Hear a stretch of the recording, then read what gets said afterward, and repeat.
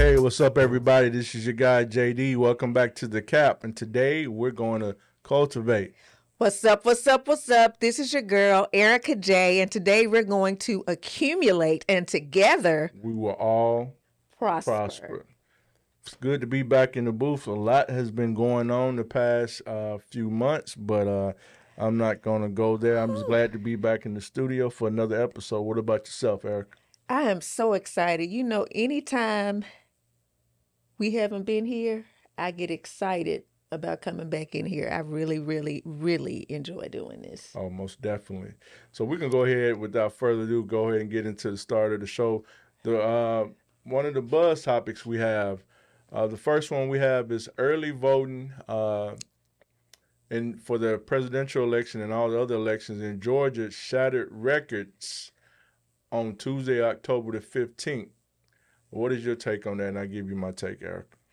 Okay, I thought that was absolutely awesome. I know that I've even heard often of some people saying, I don't want to vote in this election. I don't want to do this. I don't want to do that. I don't like neither candidate. So to get to the point where you have 300,000 ballots casted, don't know which way, but just to know that you had that many cast, and it was more than 1 million total. Since early voting started, it's been over 1 million. So I think that is absolutely awesome. I'm hoping that more states can mimic this same thing. Yeah, that was something that was definitely amazing to happen. Hopefully, just in Georgia alone, 'cause we know Georgia is one of those pivotal states that's pivotal to the election, like it was 4 years ago. So hopefully that a lot of other states, including Tennessee, Let's go. sometime as would do the same. But yeah, that's major because I mean early voting. If you're going to exercise your right to vote, is the best thing because being out there on the day of the election is it's going to be a lot of nonsense going on. So might as well get it out the way early and not have to worry about that. That was my goal. I already took advantage of it. Yeah, I did that myself as well. So the next buzz topic, the BET Hip Hop Awards, which I haven't watched in years. I used to be up on it. It crept up on me this week. But my guy Kendrick Lamar cleaned up on awards at the show. So what's your take on that? Okay, listen. First of all, Kendrick came out with this song, They Not Like Us. You know, when they was like rivaling whatever and beefing or whatever. And who knew that this song was going to get this popular? They've had so many versions of this. And this man has came into the BET Awards, 8 total. But just to name a few, Hip Hop Artist of the Year, Song of the Year, Music Video of the Year. Just from when y'all dissing each other and everything, just from this. That's remarkable. Yeah. And that shows what kind of talent he has too, because he did that just like that. Yeah, I've always been a fan of Kendrick because of the fact that he's a lyricist and he speaks in metaphors. He's just not, no knock to some of the other rappers, but you don't hear him talking about Percocet and then mumble rap because I can never get with that.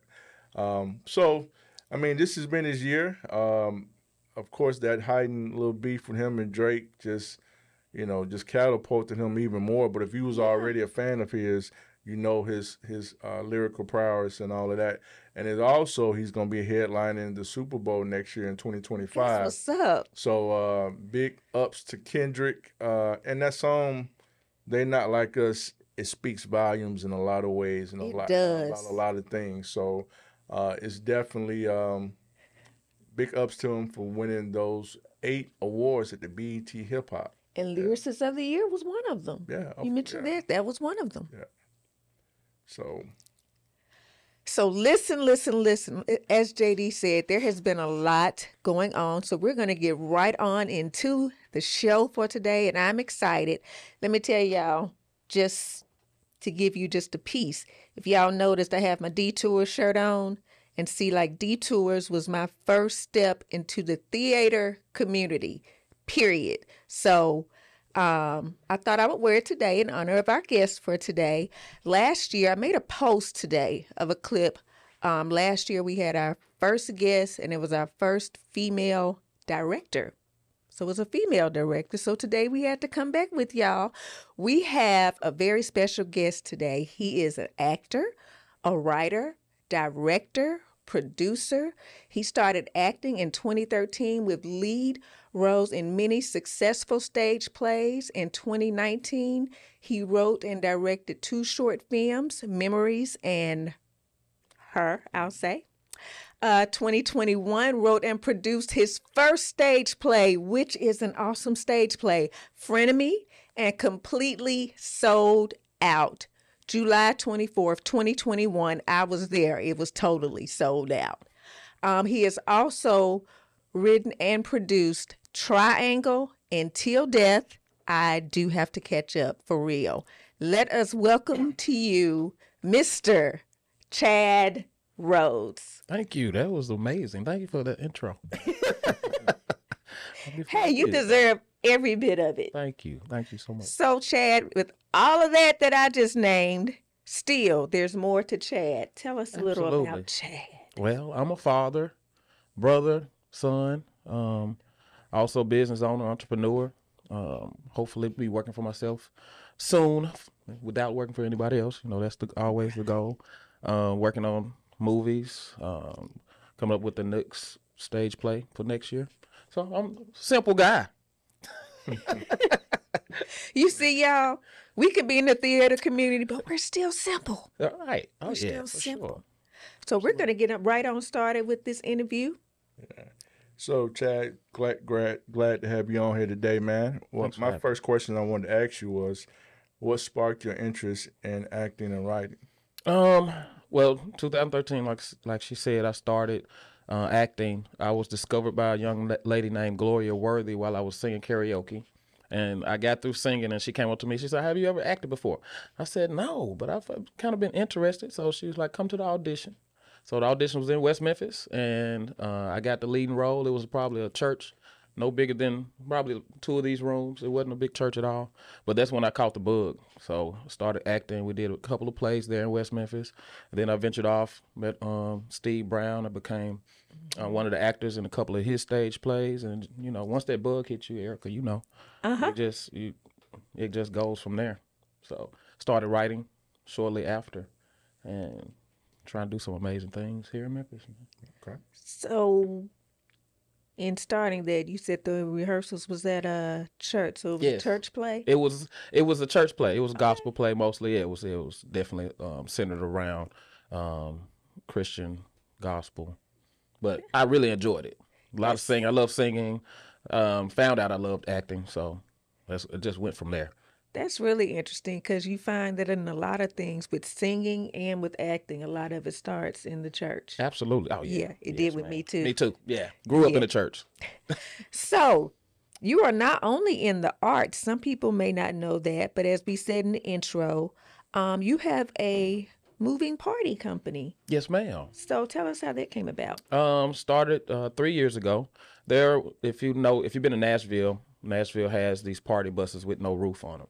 So that's where the idea came from. So it's like, thought about it, like, hey, there's not one in Memphis. Let's try to bring that to Memphis. So bought a school bus, chopped the top off of it. Everybody was like, what are you doing? And it's been popular ever since. Again, we're going on our 3rd year, going into the 4th year. Been very successful. We've already bought a second bus, so we're working on that. So yeah, I've loved it. Everybody, it's no feeling like it. I don't know if you've ever been on a party bus with no roof on it, but the wind and the music and the people watching you, it's amazing feeling. Now, 3 years ago, so that was like right after COVID? Right. Oh yeah, right after. So it was perfect actually. So it's like you got an open air bus. We worried about COVID, so you don't want to party in a closed bus, or you don't want to go out with a lot of people. You can be surrounded by the people that you know, of course, and it's an open top, so it's a little safer. Very creative. Good idea. Well, that's a dope construct, man. To have a party bus with the convertible Yeah. party bus. You know what I'm saying? Roof off. The city had no idea what was going on. It was crazy. It was like, what is this? So Tear the we roof had off to for real. introduce it Yeah, to the roof off that joint. You know, that's like one of the what's his name, DJ Khaled, top back. Yeah, absolutely. The top back off it. Okay. So let me ask you this, man. Who were some of the influences when it came to you writing your movies and your play and your stage plays? Well, the first couple of people, directors that I had a chance to work with, Gloria Worthy, Steve Brown, Princeton, Eccles. I became a very close friend with those guys. I always admired their work. And once I just got close with them and got more into the arts, I was like, man, I would love to attempt to try to write and produce films and stage plays. So started from there, and those were my biggest influences right now. Yeah, locally here in the city. Okay, that's very interesting. It brings us into my next question, because you were saying you started out with like working with them, so in a sense, you was like kind of learning from them. I know a lot Absolutely, of us yeah. have. They might not knew I was watching, but I was definitely watching close and trying to learn Yeah. little things that I want to do when I get started, and sometimes what not to do, you know, because you'll look at people and you see the little stumbling blocks that they go through, and you'll learn from that and try not to do it yourself. So yeah, it was. So, do you have any plans, or have you already started coaching others who may want to be an actor or director? I say it's not like I do classes or anything like that, but anybody that comes to me or you hit me up at all, DM me if you need any assistance. That's how I help. Like I'll help on set. I'll help if you need an assistant writing. I've had a couple of people hit me up and ask. So absolutely, like they can come on set with me, come on stage and learn a lot from just the experience. So I love bringing on new people and that want to learn. Someone like mentoring. Yes, absolutely, absolutely. Because something that I've done, I coached someone once and they wanted to turn their book into a play. Mm-hmm. And I was telling her one thing that I would love to get you. I hooked her up with someone that I knew that was getting ready to do a play so that she could actually maybe help backstage and actually see. That's the way to do it, if you ask me. You Yeah, know, you it's get to see the intricate things that are going on backstage, what it takes to get this done. People need to see that because we make it look easy sometimes because you see the finished product. When you see what hits the stage, and Erica, you'll know. You don't understand the late nights that you go through. You don't understand the issues that you go through financially. You're looking for a rehearsal space. It's it's a lot that goes with it that makes you want to give up, but yes. So you got to know if this is something that you just really, really want to do. Oh yeah, you got to put the work in. Yeah. And you got to study. That's the main thing. Whatever you do, you need to study. Exactly. Yeah, study your craft. That's most definitely, man, because like in the word it says, study to show yourself approved. That's it. And folks don't ever know what goes on, like that old show back in the day on VH1, Behind the Scenes. Right. Trust me, I know. We all know to a certain degree. Folks never know what goes on behind the scenes. Right. Of whatever it is that you do. You know what I'm saying? So what I want to ask you was, out of all your plays and movies, which one was the most challenging and why? Ooh. The most challenging was friEnemy. Because when I wrote friEnemy, it was 2019. We were supposed to produce it 2020. And you know what happened in 2020? COVID hit. So we were supposed to do friEnemy in March of 2020, and maybe 2 weeks before, I got a call from the theater say, hey, we got to cancel due to COVID. So this is my very first play, so you can just imagine how I was feeling then. I was just kind of defeated, I'm not gonna lie, and because we had been working on it. First of all, it took me about a year to write it, and then took the rehearsals we were going through during that time, so it just kind of, we weren't able to do it again until a whole nother year. So we're just trying to find things to do. I was trying to film some things, but that was the hardest for sure. And then keeping the original cast was hard too. Yeah. So I wasn't able to do that. Went through a lot that during COVID. But as you can see, we got through it. We made through it. Made it through. It's interesting. Within the theater community with COVID, we took a hard hit, yeah. Because I was supposed to do Detours 2, and you talk about having to change cast members. One of the people that was supposed to be in there, Andre King, Passed away. He passed away. He had like started rehearsing with us, and Crazy. so we had to get someone to cover for him. So yeah, that Yeah. was When we actually did it, finally was able to do it. I had one of my main cast members caught COVID 2 weeks before the show. So I had to find someone else, which was Jay Johnson.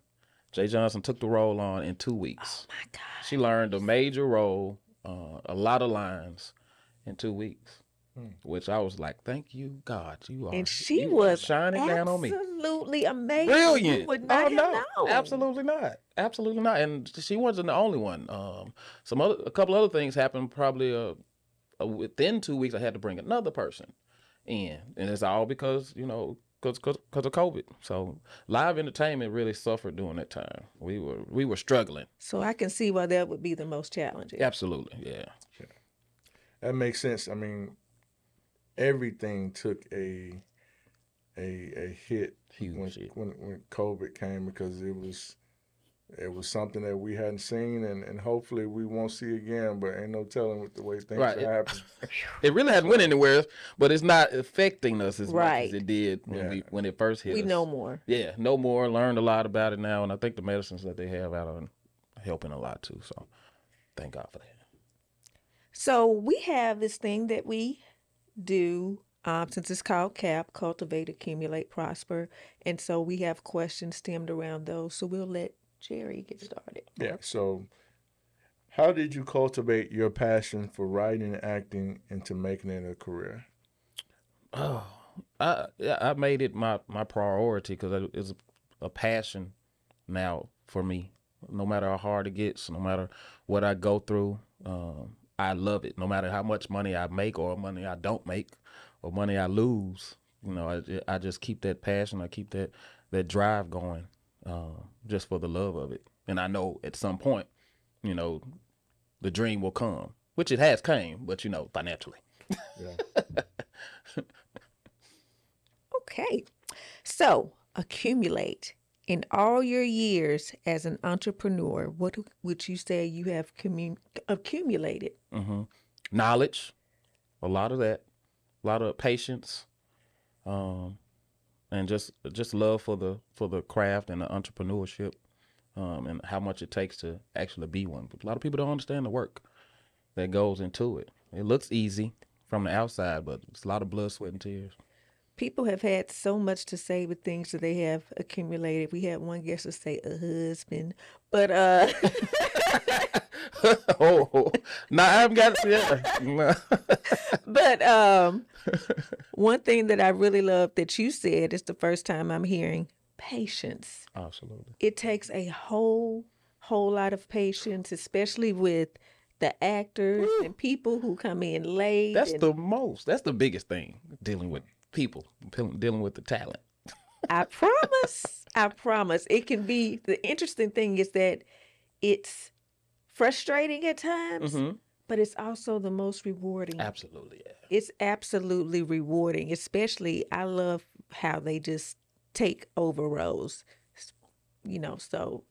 Yeah, when you have the actor that takes the script and they make it their own, even without you telling them, I love those. I love those actors. They're great. But like you said, dealing with different attitudes, dealing with personalities, Yes. A lot of people don't understand.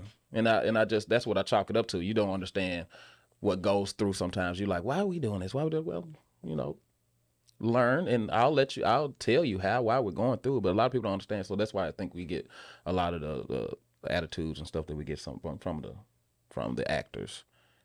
Just because they just don't know. Oh, yeah. Prosper. What would you say to the younger generation regarding what it takes to prosper as an entrepreneur?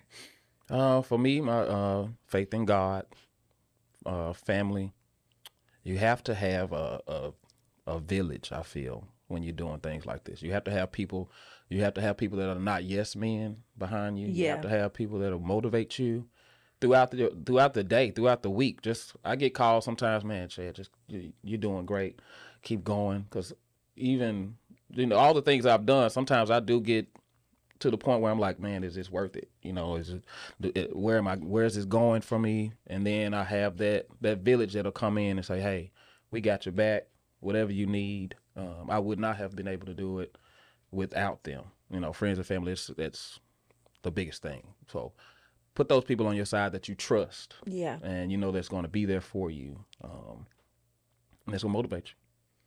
I got you. Yeah, and that's important because we all at some point get the feeling like that. Mm-hmm. I know myself, I felt like that many times this year at different points. And it's one of those things where you have to know what your vision is. Mm-hmm. Yeah. Trust God, and then you have to do some of the things. You have to get out your comfort zone. Exactly. You have to get out your comfort zone. I mean, you know, everybody love to talk hustle, but when, you know, the dream, I heard before, the dream is free, but the hustle sold separately. Man. You're going to put some batteries in that joint and get out. So it's expensive, you know, too. Yeah, you know, but if you want it, you have to do that. And I realize that even when, you know, and if you have a spouse, then that's a motivating person for some folks.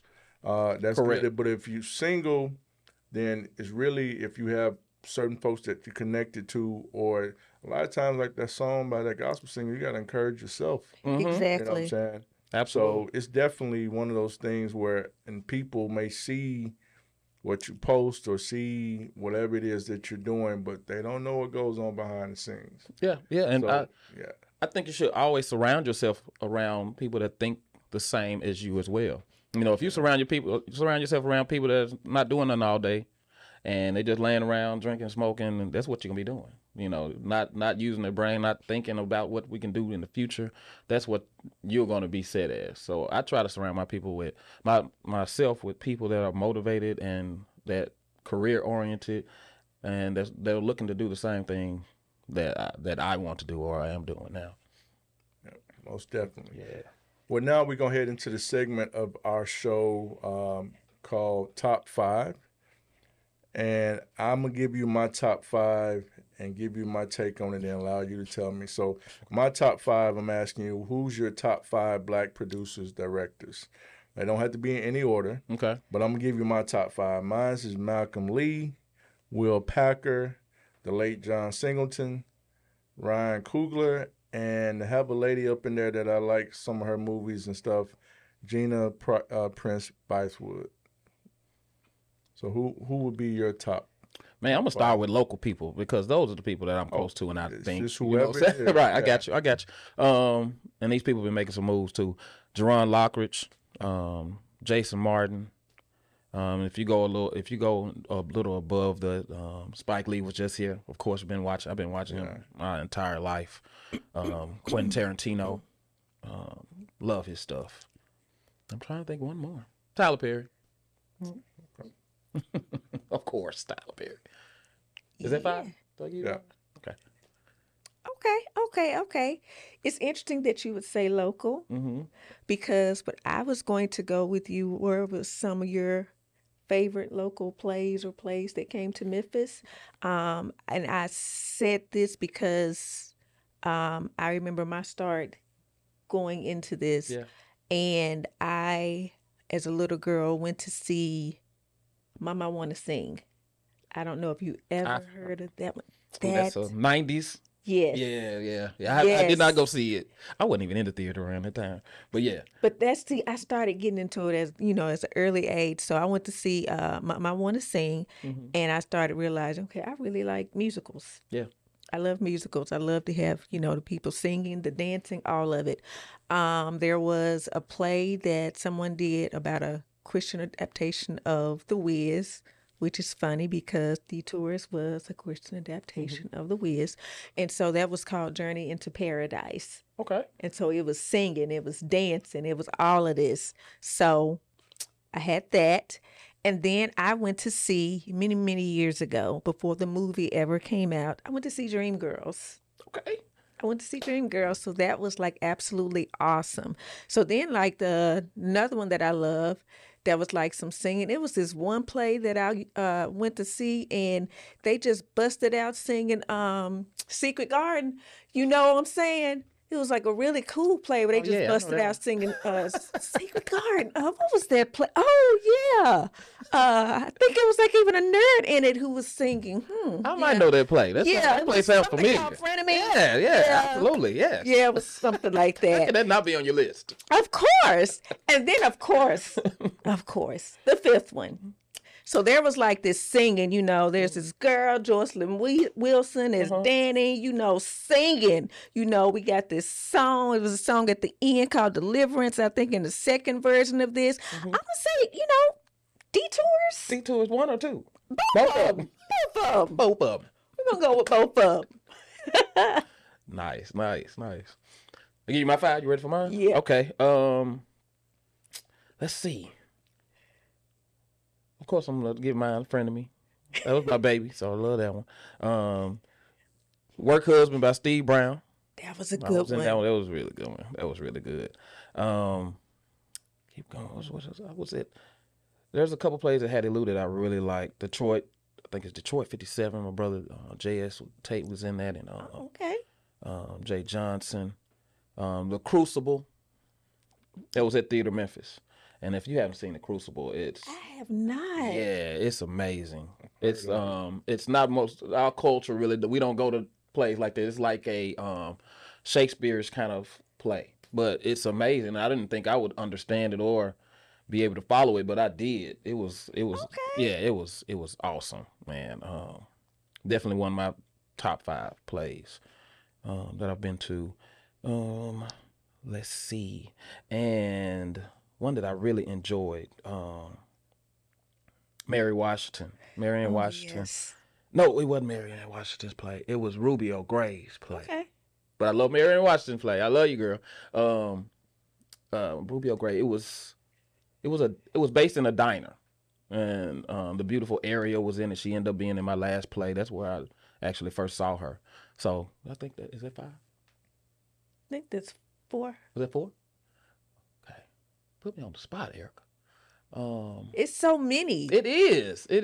And if you've never been to a murder mystery, it's not a play, Oh my but it's gosh, an I have interactive. to. It's an interactive kind of thing with it's a murder mystery, and you never know who is an actor or anything, but they do act, and it's just as good as a play, stage play. I So, told Princeton I Princeton. have to catch one. Yeah, you definitely do. He got one coming up at the Halloran. Shout out to my brother Princeton. He got one coming up I think in a couple of weeks. It'll be at the Halloran.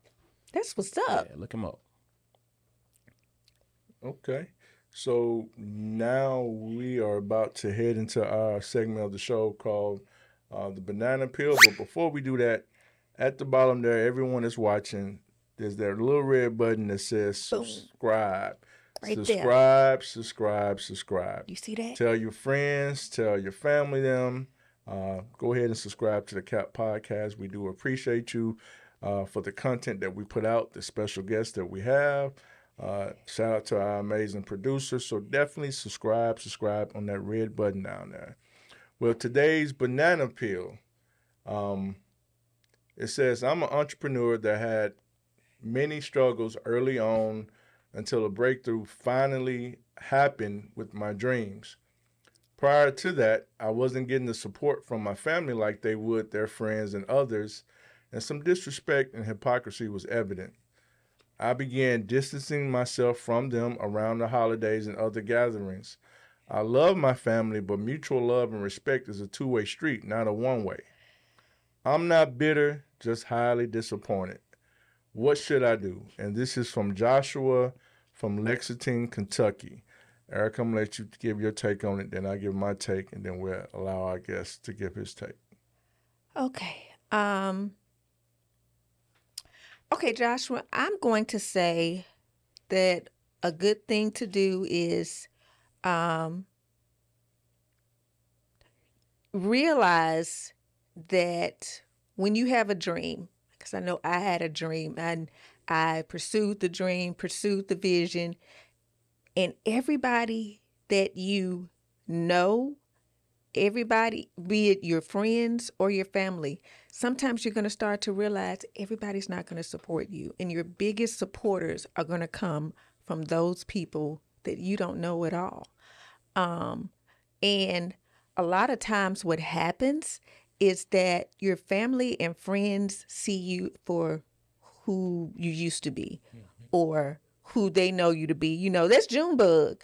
You know, they sit up here and they just cook a lot, but you know, it ain't gonna make no money. Or either they feel like they should be able to get something free. They should get the hookup. They should get something like that. So you're going to run into these things because they're feeling like they shouldn't have to pay you, but they'll pay somebody else to do it. So you realize you're going to run into this. And I would say try not to let it gets you to the point where you have to totally distance yourself from your family, because it's still your family. They're still your friends. You're still going to love them. But if you have to, let them know this is who you are and this is who you're going to be. And either they're going to respect it or they're not. But don't think that you're going to stop it. Don't give up on your dream because of what someone else thinks, be it family or friends. Keep doing what you were created to do, especially if you're good at it. So I would say keep doing what you're doing and let it be known that this is who who you are, and you love them, but it's either nay or yay, and they'll have to make that decision, but you keep doing what you're doing. Yeah, Joshua, something that you said and this stuck out to me, and that was that mutual love and respect is a two-way street, not a one-way, and that's most definitely true. Your family is your family,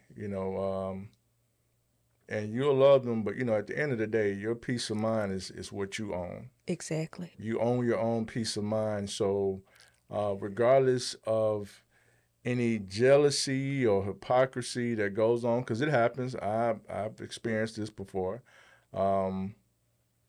You gotta set boundaries to where this is what you're doing, regardless of how you grew up, and everyone knows you as such and such. You're a grown man now. Over time, everything changes. Not, especially people. And what you're pursuing and doing, it can be discouraging when you don't have the support from your family that you think you should have, the same way they support their friends and colleagues and whomever else. But I learned a long time ago, you have to kind of just dust that off your shoulder and keep it moving, because the Most High will put around you the people who will support you. And a lot of times it's going to be strangers. You'll still have some family members that will. It may not be as many as you would like, but or who you thought it would be. But, I do like the fact that you said you're not bitter, you're just highly disappointed. Well, disappointment does happen. Yeah. But I would say just keep your focus on what it is that you're doing, because it's your vision that God has given to you, not theirs. And if they truly love you and there's no jealousy or any of that going on, they'll come around. And if they don't, you just love them from a distance and keep it moving, because everyone is grown. Everyone has their life to live. And your vision is not their vision. You may secretly be inspiring somebody, but they don't know how to come to you to be like, hey, big bruh or unc or nephew or whatever capacity you are connected to them, to ask you. So instead, it comes out another way. Now, that falls on them. It doesn't fall on you. So just keep that in mind. But, do what you got to do, and it'll work itself out how it should. But then let it be known if they begin asking why you're not around as much and just be honest and say, hey, because I feel like this, and you give them examples of why that's so. If they truly love you, like I'm sure that they do, they will understand and make amends for that and go forward. What is your take, Chad, on this? First of all, that's a great question, Joshua. I definitely went through that when I first started my journey with producing, and in the back of my head, I'm gonna have all my family, I'm gonna have my whole church coming in there, and everybody that lives on my block is gonna be there. I was selling out probably the first week. I ain't worried about it. Hardly any of those people came to my last 3 shows. So I think it's okay to be disappointed, but don't live in it. Mm-hmm. Let that motivate you more, because, like you said, I'm just Chad to them. You know, just the guy that I grew up around the block. That's just my friend. That's just my church member. That's just Chad. Well, maybe we'll try to go see the next one. But then you'll have somebody that's 3 states away that's been watching you, and then they will come to see your shows because Exactly. you're not just Chad. You're Chad. Damn, oh my God. You know, and it's amazing to me, you know, when I have people like that I've never set eyes on, I've never talked to, that come up and say, hey, I love your work. And that should keep you motivated. And your dream, of course, like you said, it's not everybody's dream. And that's why I don't share a lot of my ideas or visions, because people will make you not want to do it. Like, you sure you want to do that? And okay, it sounds like a good idea, but maybe you should go this way.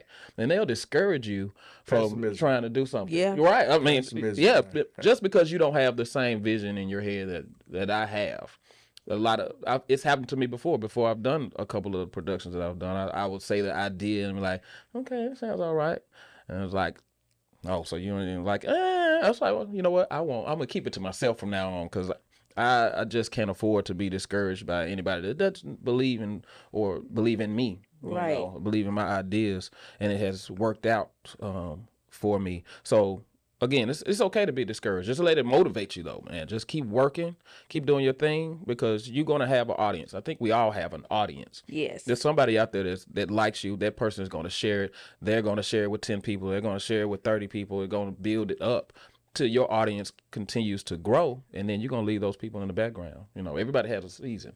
Your family is gonna be your family. They're not going anywhere. It is what it is. I got 2 sisters, and I'm gonna bust y'all out. They have never been to any of my plays. I've done 3 productions, Wow. 3 separate productions, over 20 shows, and no, they haven't been there. So I get on them all the time, but they still my sisters. I still love them, you know, but I'm just Chad, you know. You know, it's To them. interesting, something that you said. 2 quick things. One, my twin brother has been to both of my productions. Detours 1, Detours 2. My sister-in-law came to 1, and my brother, who lives out of town, they have donated. With everything that I've done, they have donated. So I am grateful for that. But Joshua, this last thing that I can say to you, another good thing that you can do is find you a couple of friends that you know you can trust, you know you can bounce things off of. I myself have 2 friends, and it may be ideas that, of course, I have more than 2 friends, but Really? we bounce ideas off each other, and it's just 3 of us. If it's something that is like racking our brain, or we're upset about, or we put it in the chat. Yeah. If it's something that we're planning on doing, we put it in the chat and get each other's take on what you think of this. What do you think of this? Add this. So find you a few people that you know you can trust, who are going to be honest with you and hold you accountable. Exactly. If you got friends that hold you accountable, I'm telling you, you can rule the world, because they're not going to tell you, okay, you're doing great when you're not. And I need that sometimes. Put me in my place. If you see me going the wrong path, pull me back a little bit, because we should never be bigger than what we think we are sometimes. It's like it's okay to learn. It's okay to listen. And you got to have those friends that will bring you in sometimes. Exactly. Yes, Yeah, accountability is definitely a precious commodity, and it's something that you need to have. And it's not something you can order off Amazon, people. No. You know what I'm saying? So, you know, if you need to have accountability in your life, no matter who you are, because that is something that we all need. Exactly. So, Joshua, man, I hope that helps you out. And just take that to heart, man, and continue doing whatever it is that you're doing in your entrepreneurship. And your family will come around, and, you know, and if not, just trust that the Most High will make sure everything falls in place like it should. Exactly. Absolutely. And those of you who are watching, remember, if you ever want to send us your banana peel questions, you can send it to the C.A.P Podcast 3 at gmail.com. That's the C.A.P Podcast 3 at gmail.com. And we do our best if we select your question to give you some helpful advice. Now that we've had the banana peel, man, we've had a great show today with our guest, Chad Rhodes. We want to give you the opportunity to let our viewers and listeners know your social media handles, what project you got coming up next. Go ahead and have at it, man. Well, thanks for asking that, because I should definitely want to tell you. I'm going to give y'all the exclusive, because I haven't said this, I haven't posted it, but we just booked the Halloran for April 19th, 2025. We got the OKs. That's the OKs production. Yes, man. I got it. You going to show you a post? You can show you a post in a minute. But yeah, it's a spinoff from my last stage production. And the OKs became like a huge hit. They were part of the stage play, my last stage play. But it's all that people were talking about. So I was like, okay, let's push like that. A spinoff. Yeah, it's a spinoff. So the OKs is a group that when you look at them, you think about the OJs, of course. Of course. The backstory is one of the group members of the OKs, which I play, used to be really good friends with Eddie Levert back in the day. I play old man, so this is a 70s group. So the whole stage play will be based on the 70s, like everything about it. Will be 70s. So yeah, they started a group together. He wrote all the songs, and then Ed Levert went off and did his own group. He called it OJs. So my character goes off and said, "Okay, you gonna do that? That's cool. I'm gonna name my group. I'm gonna get 2 more members, and I'm gonna name my group the OKs." So we have we have original songs that we got 3 original songs already that we recorded, and it's gonna be a wonderful experience. I think this will be my I had a lot of fun writing this. I'm still actually not all the way completed writing it, but I'll be done. We're going to be doing auditions in January, table reading January, and star rehearsals in February. We got friEnemy the movie. We're editing right now. We're in post-production. That should be coming around the holidays. We really, like I told you last night, we were up till 3:30 a.m. working on edits to one of the scenes, and we finally finished that one. So we got a couple more scenes. We're probably about 60% done with that production. So I'm excited about that. And we got movies coming next year. Till Death will be a movie. That was my last stage production. We'll start filming that. We plan for May of 2025. We'll start filming that. So is there like a possibility of like some of us who didn't see Till Death to like get a taste? I got it on video. I can send it to you if you want to see it. Okay. So because I need to get a taste so I can be ready. Absolutely. For the OKs. I'm gonna send it to you after we're done with this interview. I'll send it to both of you guys if you want to check it out. Just have it. Show us the poster. So I got Erica and JD a little poster. I hope it's not been up. So it is. We use this poster for the last production, but it's kind of perfect for what's coming up. The OKs. The OKs. You have my brother J.S. Tate, which is playing Ray. Prince DJ, he playing Percy, and myself, Chad Rhodes, my character is Cecil. So Cecil. So these are old names, of course, because these guys were in their 30s and 40s and the 70s. So until death, we play mid 70-year-old men. Okay. So we're older men, but we had a dream back in the day that we wanted to pursue, and we hit the chilling circuit as the OKs, and it went great. So what the OKs is, it's the build up, the start, how we came from beginning to end. It's you all telling your story. Telling the story, like Temptations or I'm loving this. The Jackson 5, we go back starting in the 70s and we started in this little small club. Performing their new hit song, It's Okay. It's okay, and that's the actual song. It's the actual song. We got 3 original songs, so I'm really excited. It's gonna be an experience like no other. So as soon as you walk in the Halloran door, you're gonna be in the 70s. That's what I'm talking about. Yeah, gotta definitely check that out, man. Oh yeah, absolutely, man. Tickets should be going on sale beginning of the year. So y'all just keep up with me. Chad Rhodes Sr. on Facebook, Chad the Creator on Instagram. YouTube is 3 Diamonds Productions, which is my production company, and 3 Diamonds Productions on TikTok. So follow me so you can see all the exclusive stuff, what's coming on. And I really appreciate you guys for letting me get on here. We definitely appreciate having you come aboard the C.A.P podcast today, man. So everyone, you heard how to support Chad and his upcoming projects that I look forward to seeing with the OKs. You know what I'm saying? Because I'm a byproduct of the '70s. I'm a '70s baby. Okay, me too. Bicentennial, '76 edition. 76 is the best year. 78 over here. That's Yeah, right. yeah. It's still 70. Still, So- I barely made it. So without further ado, we go into the other segment of the show. We have Erica with the detour. It's moment. the detours moment. Hey, y'all, it's time for the detours moment, as JD said. So, listen, there is this song by Israel and New Breed that says, I'm going to another level. And I wanted to talk about this because this has been a season where I can see that I'm going to another level. And often we have things that happens in our life and we're like, I'm going to do it this way. I'm going to do the play this way. I'm going to do the song this way. I'm going to do everything this way. And we keep on doing it the same way we did it the first time. And because the thing is, if it's not broke, don't fix it. But here it is. Sometimes there will be a season where God is bringing you to a new level. And the things that you did to make it happen last time, it's not going to work this time. And I'm starting to see that, to figure that out for myself. I'm not ashamed to say sometimes you have to be transparent. And there are some things that I have done.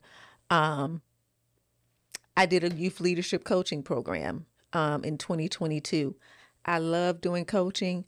I love all of this, but I know that the next time, not that it's just bad, but it wasn't where I wanted it to be, and it wasn't where I know I could let it be. So the next time I do it, I have to take it to a new level. The next time I do a stage play, I have to take it to a new level and realize, as they say sometimes, new level, new devil. It will definitely be some things that you will encounter. It will definitely be some detours that you're going to go through. Don't stop.